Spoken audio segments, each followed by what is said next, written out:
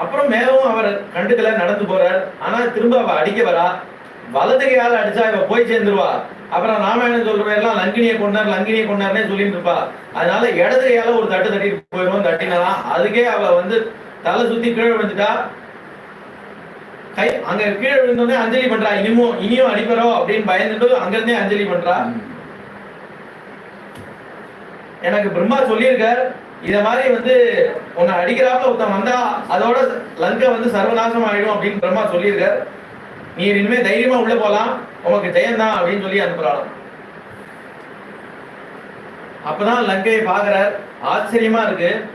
ராஜவீதி, ரதவீதி, நாற்சந்துகள், உத்தியானவனங்கள், சபா மண்டபங்கள், கலாசாலைகள், பாடசாலை, கோவில் எல்லாமே இருக்கான். எல்லாத்தையும் பார்த்துட்டே போற. ஆனா இங்க எதுவுமே ஊர் சுத்தி பார்க்கல. சீதை இருக்காளோன்னு பாக்குறோம்.